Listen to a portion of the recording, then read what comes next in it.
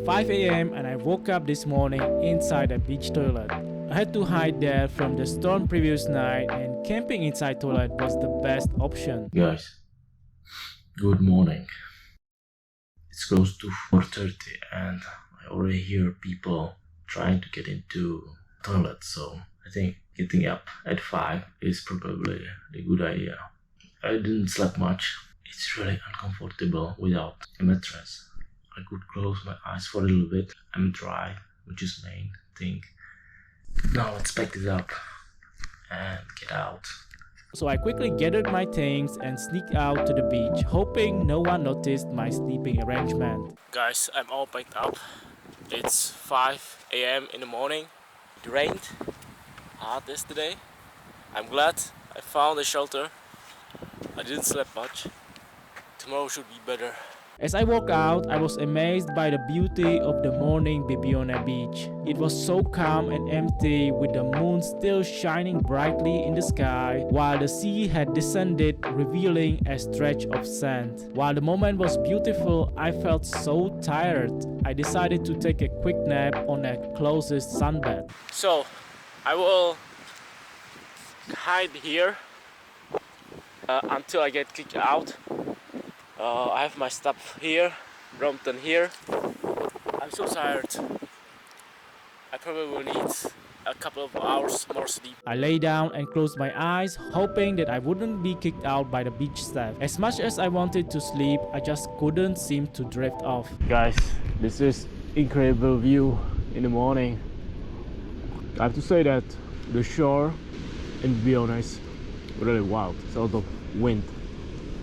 So I'm just eating peanuts because I cannot sleep yet. There are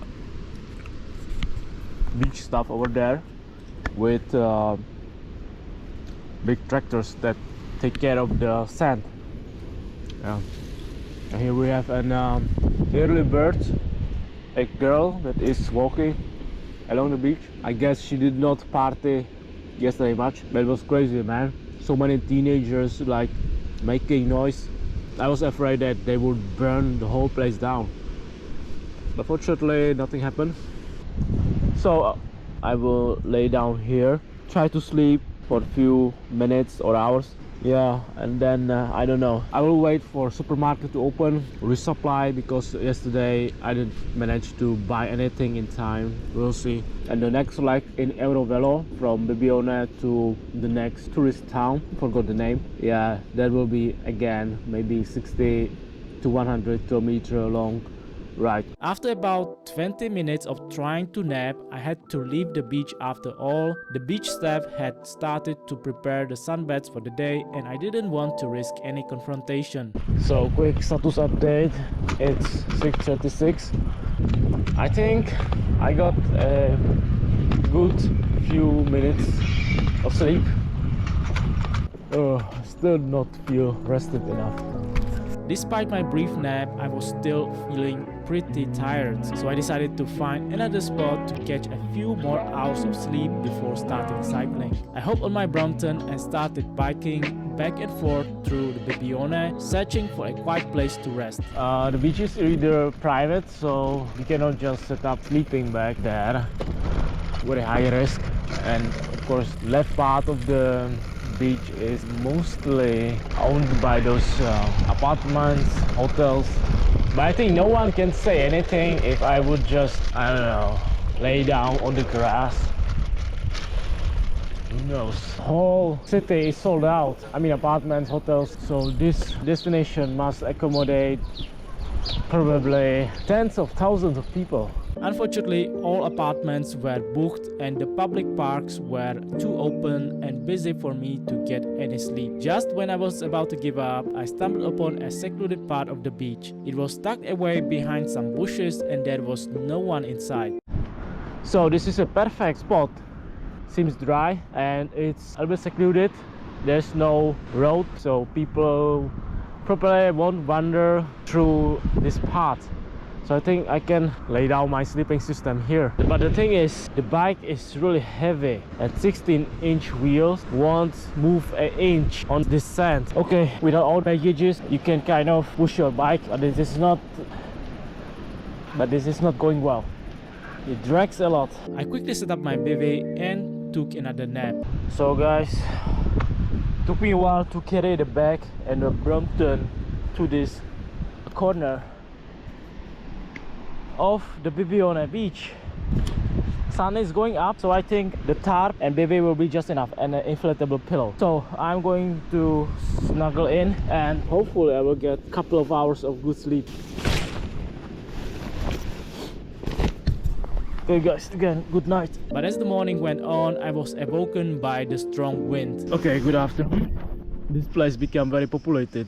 People are walking by. Oh my god, it's so hot in Bibi. Next time I should build a shelter that creates some shades, protects me from the sun. Maybe I'll do that. I still don't feel well. I scratched this leg when I was quickly transporting my bike yesterday. Yeah, I'm gonna build a roof. I quickly grabbed my brompton and tarp and set up an improvised shelter to protect myself from the sand. It wasn't the most functional setup, but it did the job. So guys, let me show you my improvised beach shelter made from brompton and a tarp. So if you happen to be on the beach and have brompton, just fold it up, use it as a wall, and then attach the tarps onto handlebar and to the saddle. And voila! You have a nice wall. At 10:30, the sun was burning hot and the beach was crowded with people.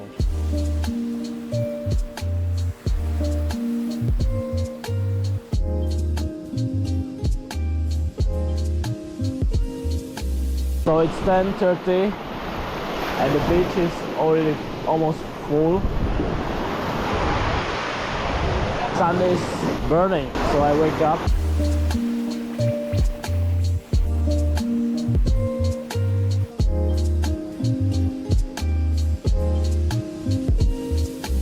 And also I think there's something in the air, like a smoke or something from a fire.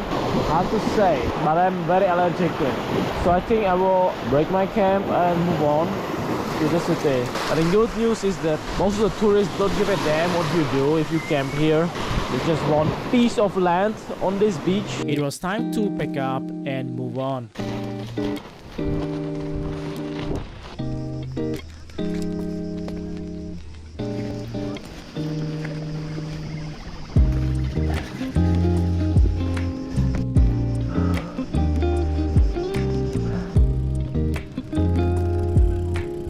But before, I had to stop by the beach shower and took advantage of the opportunity to sneak in for a free cleanup. So when it comes to taking a shower for free in Bibione, I think you have to sneak in into the beach, because each beach has kind of a casa, the ticket office, and there's always a guy who makes sure that no one sneaks in without paying. But the surroundings are not guarded, so those are the options when you just need to clean up yourself here in Bibione for free. Feeling refreshed, I made a stop at the Eurovelo bar to grab some food for the road. Okay guys, today we are gonna feast. Yesterday eating takeaway pizza for €9.5 wasn't enough, so today I bought a baguette, salad, some cheese, sausages, some snacks, more snacks that don't melt in this hot weather. I made a mistake buying Snickers and chocolate and it melted up, so it's not edible right now. Of course, the ice cream and a pair of colas. After ingesting more than 2,000 calories, I hopped back on my bike and headed towards the bus station. I was on the lookout for power sockets so I could charge my phone. Friendly cafeterias in Italy don't have power sockets. And here, Terminal Cafe, free Wi-Fi zone. Yep. I see the power socket there. Unfortunately, there was no electricity, so I had no reason to stay but to leave Bibione. This is so crowded, man. This is like a holiday hell on earth. So many people and surrounding noise. I don't get it how others can relax on holidays in a place like this. I guess thanks to these hotel complexes, it's kind of ideal for a family vacation where you don't want to take care of anything, just let your kid out and have fun, have a peace in mind. So Eurovelo 8 tour continues after a short break in Bibione. It's 5 p.m.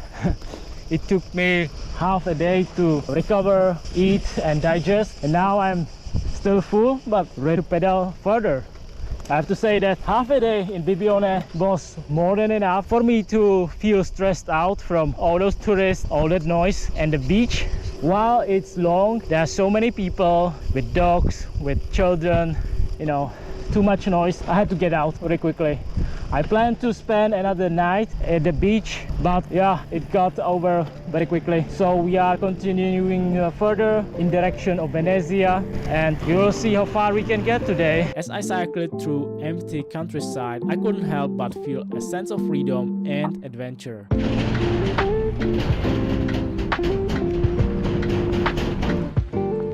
Again, we will be stranded in the middle of nowhere for at least 50-60 kilometers. But as I entered the busy roads, my focus shifted to finding drinking water. The heat was again unbearable. I think I found a water fountain. It's not drinkable. Damn.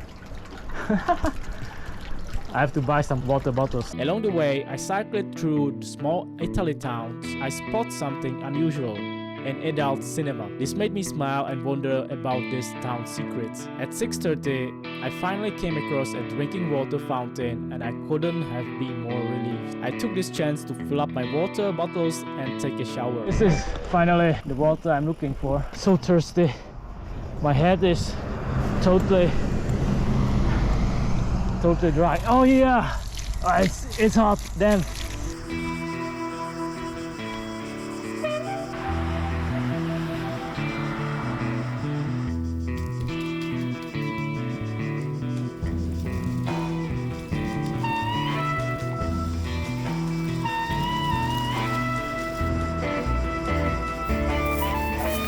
So it's 6:30 and I think I'm ready for the next leg. It will be another 40 kilometers. So I hope that we will make it by midnight. As I continued on Eurovelo 8, I was amazed by the unique Italian church architecture.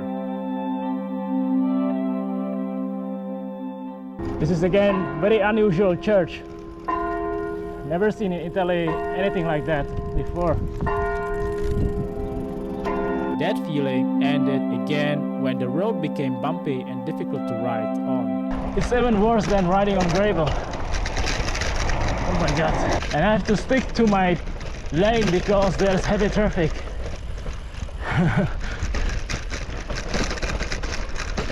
What a joy.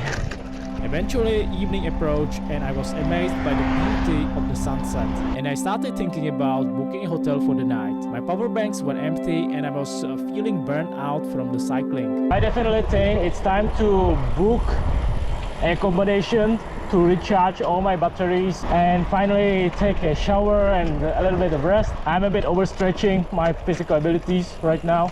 I don't want to burn out because we still have 800-ish kilometers ahead on this Eurovelo Italia tour. So I checked the prices and it's not that expensive as in Bibione, Caorle and other beach town near Venezia. So I'm kinda looking forward to just have a proper bed and breakfast every morning instead of being always on survival mode. Let's see how far we can bike today and it will decide if I get the accommodation today or tomorrow. I have no idea where I am right now, but there won't be any drinking water nor grocery store in maybe next 40 to 60 kilometers until we reach Caorle beach town. It's after 8 p.m. and it's joy to ride and see the sunset. I think this is probably the best time to ride because it's not that hot. Traffic is slower and it is very close to golden hour, so everything has more colorful color. It's also the best time to take beautiful photos. So this is how Italian countryside looks like. We are approaching yet another small village where I hope to find an open grocery store. As I arrived in new town, I was greeted by friendly people waving at me from their houses below the road.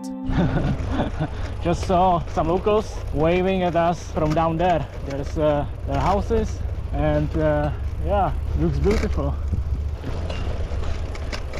Ciao. Italians might look like cold at the start. They are looking at you because you are a stranger, but once you say hello, then they put a smile that just warms your heart. It was a welcoming sight, and I couldn't resist stopping to take a pause at the water fountain. Yes.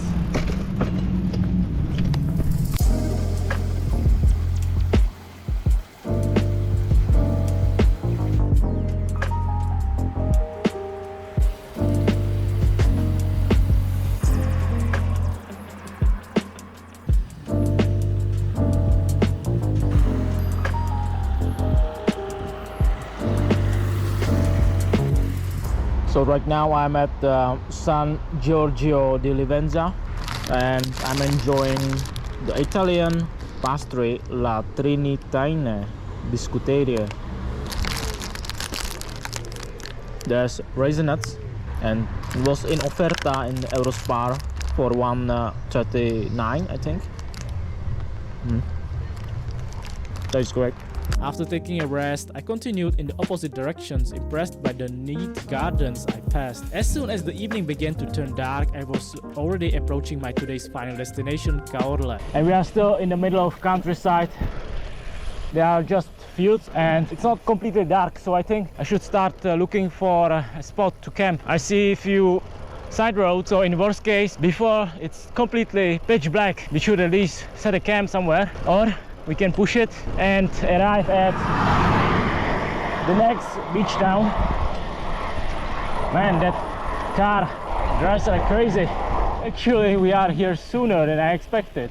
It still doesn't look like a beach town, but just be patient because when we get there, I believe I will be amazed. As I arrived to Caorle, I was immediately struck by the city's Luna Park and vibrant atmosphere. It was a lively and exciting place and I couldn't wait to explore more. We made it to Caorle.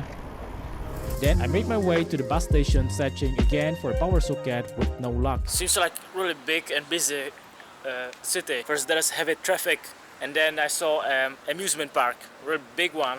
A lot of neons and blinking lights. It's this way. Do you see that green bluish tower? That's the amusement park. Now I'm at Autostazione checking for power sockets.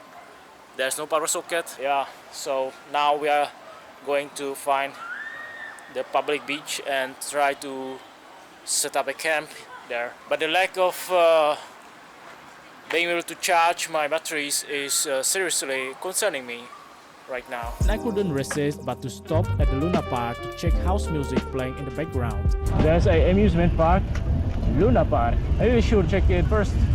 What do you say? I don't know if I can go there with my bikes, but damn, I'm so curious. Okay, no entry for bikes, unfortunately. Eventually, I began to wonder if there was a camping spot nearby. I checked a local public park, but unfortunately there was no suitable spot. There was one cyclist sitting in the dark, which was very shady. Maybe he was looking for a place to camp too. But for me, I saw some trees that I can use for setting a hammock. But I'm afraid that there are cameras at the entrance, so they know that there's someone in the park. But this is so far one of the good options. Defeated, I continued towards the beach, passing through a rich neighborhood filled with expensive hotels and apartments. It's like a rich town for the richest who can afford to spend a fortune for a house here. Yeah, this district looks super luxurious. No trace of hotels yet, but we are approaching the public beach.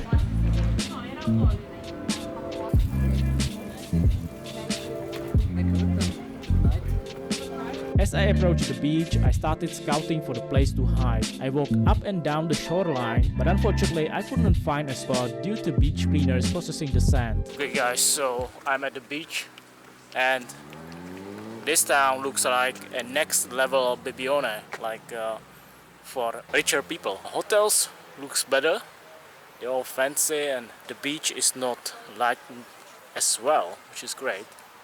So I will check out the beach. So as you can see, there's not a single soul. Wow, check this sand, it's silky smooth. Wow, Can you see it? It's lovely. It would be super cool to lay down here. Let's see how far we are from the sea level. I hope no one's actually here. It would creep me out, man. But I saw some people walking in this direction. It's a pitch black. So I think this is it. Looks great. Man, this will be a tough challenge. So after I checked the beach, it turns out I won't be able to camp there yet because, as you can see, the lights, there are one light, second light. Those are tractors that make that sand beach silky smooth, and they are going back and forth, and they have really big LED lights on them, and they started to do this at 10:30, whilst in Bibione they did it in the morning. So, but this is quite interesting. I never knew that you have to take care of the sandy beach. This is a really complicated process. Their bright light made it impossible for me to camp there, so I had to wait for the beach to empty out. So it's almost midnight. I'm still waiting for those tractors to finally stop and off from the beach. And they just going around in a circle. And yeah, but I'm a little bit tired of waiting.